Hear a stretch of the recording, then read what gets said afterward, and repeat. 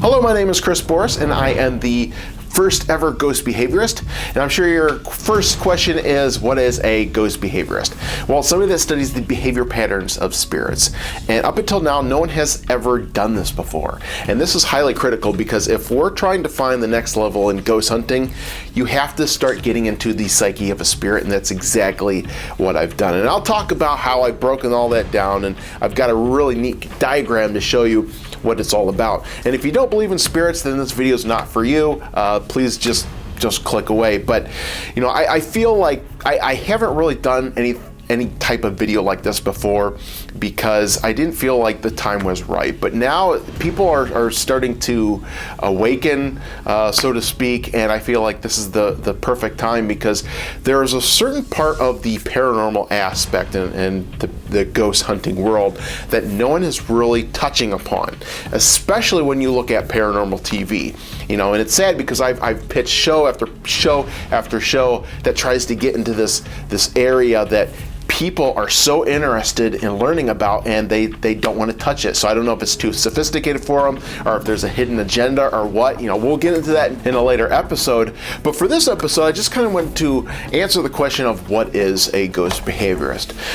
Back in 2012, I was researching things like psychology, sociology, ancient texts, the Tibetan Book of the Dead, Egyptian Book of the Dead, and I was learning a lot to the point where the things I was implementing into ghost hunting was just far exceeding my expectations, and I couldn't call myself a ghost hunter anymore because the stuff I was doing was kind of transcending what everybody else was doing. And I'm not saying that to boost my ego. It's true. The first time out using this foundation that I started building up from, I ended up getting a 90-minute interaction with a spirit.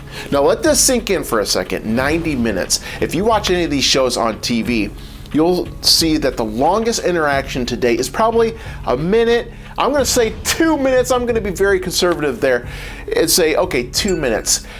But this far exceeded that. The first time out using this, 90 minutes long, and I'm not lying about this. I've got this documented. I did a documentary on it, and I'm not being a one-trick pony here either.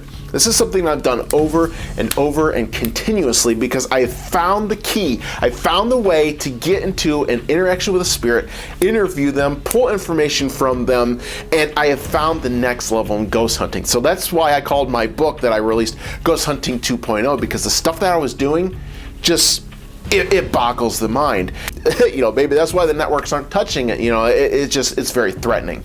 And I get it. But at the same time, it's like I want to educate the people. And for a while now, you know, I've kind of held a lot of this stuff close to my vest because it seems like the stuff that I have put out there, because look, I've talked to all the top people in the paranormal, been interviewed by them. Chris, welcome to the program. It's great to have you on Beyond Reality Radio. And kind of floated things past them, and I'll be doggone, you know, they're just piecemeal and stuff that I put out there, and it's so sad to see them trying to take a square peg and jam it into a circle hole, which is what they're trying to do. I mean, you need the whole body of evidence to do this. But one of the things that I want to talk about today is being a ghost behaviorist really gets into the human side of a spirit, and this is something I haven't really seen done before. You know, so it seems like last year the paranormal shows tried to emulate this, where they're like, we're going to show you the next step of ghost hunting, which made me mad because I've been saying that for the last 5 years. I'm going to show you the next step of ghost hunting. So they're using my buzzwords, but you tune into these shows and you're like, well, they're doing the same exact thing they're doing since 2008. And I know because I've watched these shows, I've studied them, I know their sticking points, I've watched them slam into walls, and then I sit there and go, using psychology, using philosophy, using Tibetan Book of the Dead, how can I navigate around those sticking points to find this next level? And I did it back in 2012. And since then, I have learned so much and experienced so much that I haven't even talked about yet or put in book form. So this is why I kind of want to do this channel now.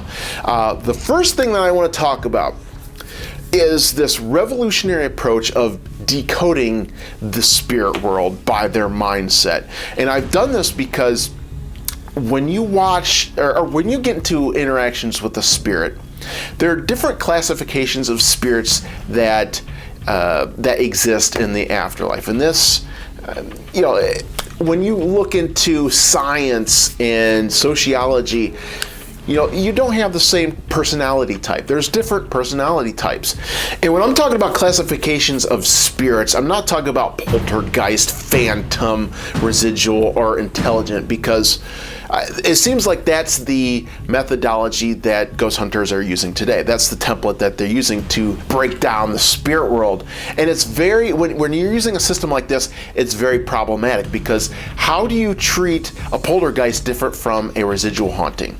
I asked it to a lot of investigators, and they can't answer it. How are you going to change your game when confronted with either one of these type of spirits? And the answer is they don't know. So you have to figure out, okay, wait a minute. We have to come up with a better systematic approach of classifying the spirit world, and I've done that because I found out that different types of spirits have different needs, different wants, and you have to remedy them in different ways. And the problem is, when I tune into a lot of these ghost hunting shows, they'll be like, oh, residual haunting resides in this area, and then they'll start talking to it or interacting with it. I'm like, wait a minute. By your very definition, you shouldn't be interacting with these residual hauntings. You just contradicted yourself big time. So you have to throw all of this stuff out. And I've come up with a brand new classifications of the mindsets of the spirit worlds, and I've come up with 6 different classification types, because I found out, like I said, each one of them has their own wants, their own needs, and a lot of this stuff gets a little bit heady. For instance, like hungry spirits. When I say hungry spirits, don't think about physical hunger, think of like a psychological hunger. These spirits are here because they have needs, they have wants that they have to fulfill, like desires, and until those things are fulfilled, they can't move on. We have wandering spirits. Spirits like to wander. This is one of the biggest misnomers that I found in the paranormal world. Wandering spirits do exist, and I've been at locations where you ask, are you a wandering spirit? And they will say, yes, I'm just passing through here. I never died here. I'm from somewhere else. I just wanted to see this place for what it was. Do you not belong to anybody that was here at the lighthouse, and you're just a wandering spirit? So we have wandering spirits. And then on the other side of the coin, where wandering spirits are extroverted, you have introverted spirits, what I like to call stuck spirits. Spirits that you find in basements, in attics, in places where there's not a lot of foot traffic, where humans walk around. When we get into the mindsets of spirits, we find that they're human. They're suffering. They're going through the stages of denial. They have post-traumatic stress syndromes. They're having dissociative disorders, and all those type of things that affect us here in the real life as well. They're just, the only thing they lack is a body. And this is why I call myself a ghost behaviorist, because no ghost hunter really uses this template. But this is a template we need to start using. And it's very interesting, because ever since I put this template out there and kind of been pushing this, it's interesting because I keep tuning into these ghost shows, and they are doubling down on using the old tired relic of a system where it's, oh, this is a poltergeist, it's making sound, this is a residual haunting, it's repeating, and I'm like, well, no, you're trying to break down the physical manifestations that are going on. You can't do that, because a demonic type spirit can do the same things an angelic spirit could do. And if we're just going to start classifying their actions, it really destroys the credibility of what we're trying to do. So this channel, I can't wait to start doing a lot more videos on this stuff, because a lot of the investigations, the footage that I have, I've been sitting on, and I haven't put it out there, and some of this stuff will just blow your mind, because it's like, whoa, wait a minute, how come nobody's made this connection before about residual hauntings? I will get into all this in future videos, but for right now, just, I want to hammer home that this is the next step. If you watch these ghost hunting shows trying to learn something more and say, I've gotten past all this, I keep watching the same things play out since 2008. I know, I'm with you, I was right there.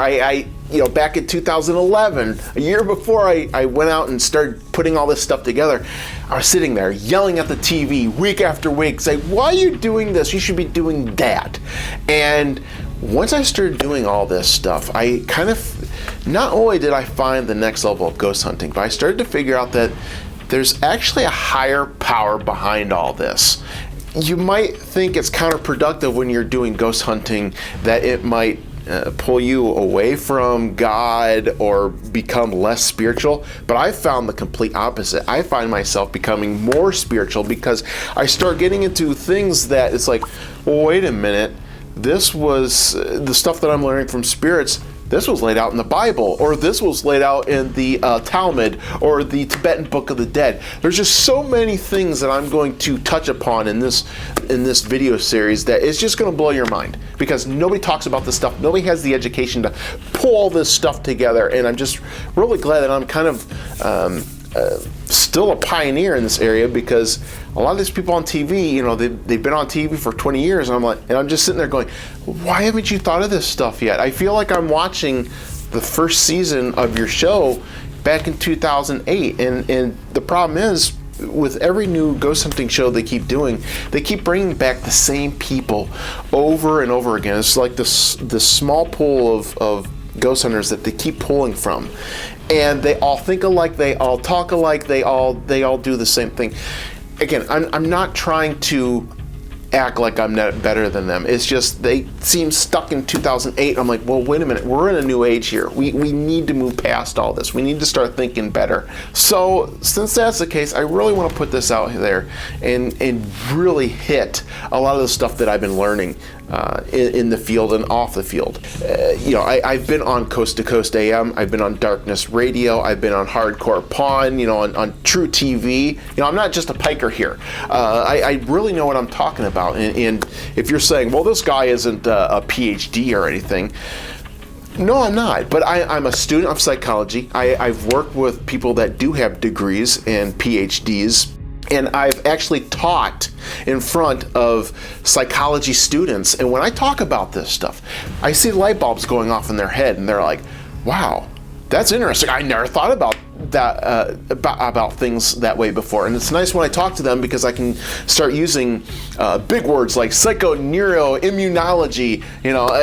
That's just something that's not in everybody's vocabulary. But when you start getting into ghost behaviorism and breaking down the spirit world and their behavior patterns, this is the kind of stuff that you have to start tossing out and getting into, because it really opens up a whole new door, and I can't wait to start making more videos that really gets into this. So I'm very excited, and if you want to see more, please subscribe. I've got a lot of interesting things coming, and just be patient. I'm a very busy person, but we're going to get this done. So Chris Boris, the Ghost Behaviorist, is coming at you, and thanks for watching.